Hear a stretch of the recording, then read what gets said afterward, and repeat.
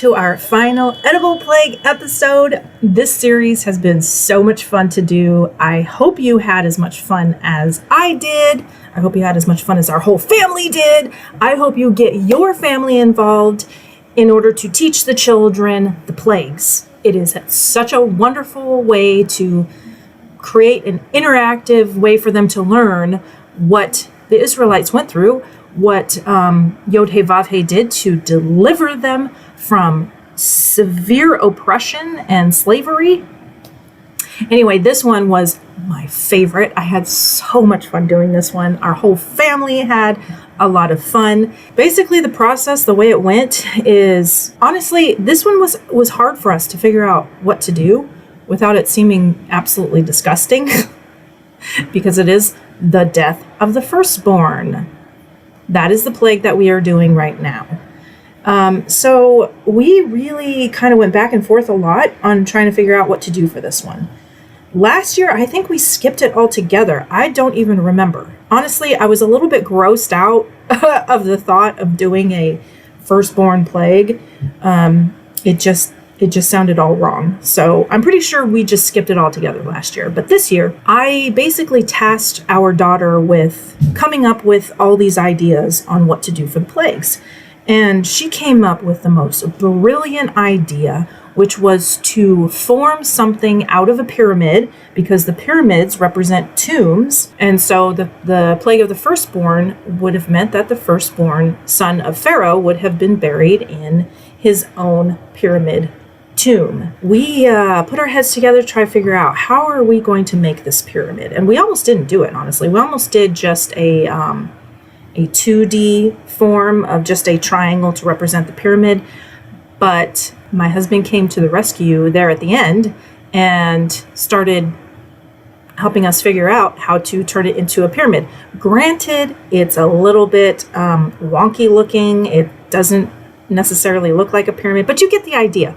And it was tons of fun. And it was so delicious. Oh my goodness, we're probably going to make this again soon.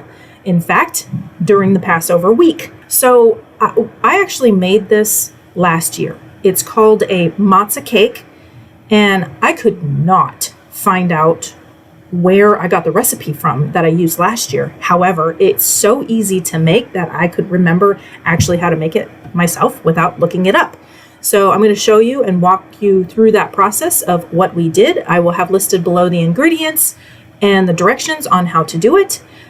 This is not my recipe. Just want to put that out there. This is not my recipe. I'm not selling it or anything. I am not claiming it as my own. I just know that I made it before last year. I looked it up. Somebody has it out there in the internet land somewhere. I just don't know where it is. So I'm just going to list all the ingredients below and everything, and I'm going to walk you through that right now. Okay, so all you're going to need are some chocolates, meltable chocolates, and we set up our Instapot with the trivet inside. We added some water to the bottom, pushed sauté, and as you can see, my daughter put some of those meltable chocolates inside a bowl. I decided at some point that was just too much chocolate to try and melt at one time, so we put some of it into a bowl and then added it to the Instapot. Now, this is just like having a pot-in-pot kind of situation, so you simply melt the chocolates this way. You don't want to put it directly into the pot and push sauté, or else it's going to end up burning the chocolate.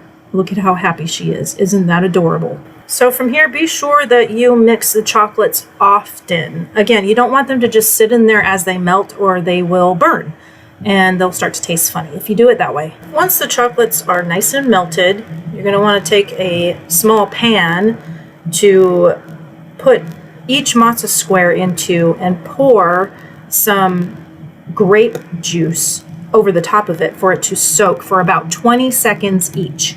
Then each square will be transferred to a different pan where it's going to stay for a while, and you're just going to want to spread some chocolate, melted chocolate, over the top of that until it's nice and covered.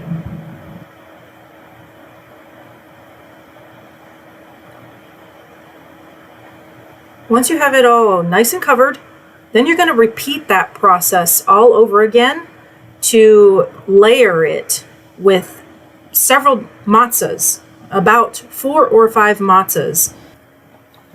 We did about 4 high, and then when you get to the end, you cover the entire top and all the sides with as much chocolate as you can possibly put on top.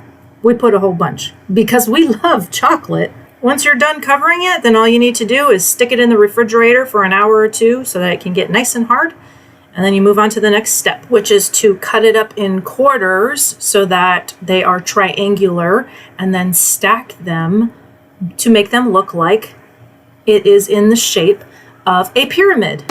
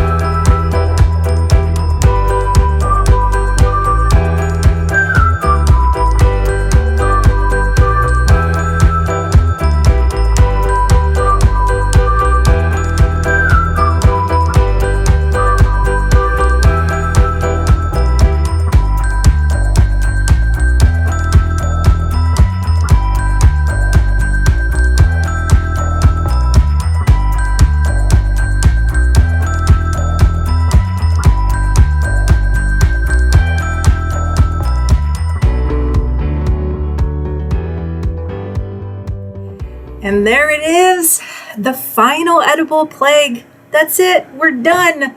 I hope you guys enjoyed this video. I hope you guys enjoyed this series as much as I did. I'm actually super excited to do this again next year. So we're probably gonna try and be a little bit more professional. Our daughter was actually asking if we could make them out of dinner. So we might do that.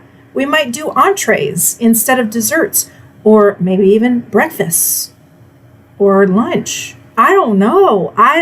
We'll see what happens. It's going to be fun.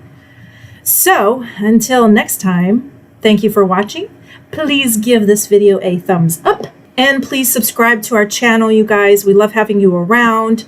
Comment, tell us what you thought of this series. And if you do it yourselves, let us know. Be sure also to hit the bell icon so that you get notifications from us every time we put up a video. You guys are amazing. Be blessed and enjoy the rest of this feast of unleavened bread. Shalom.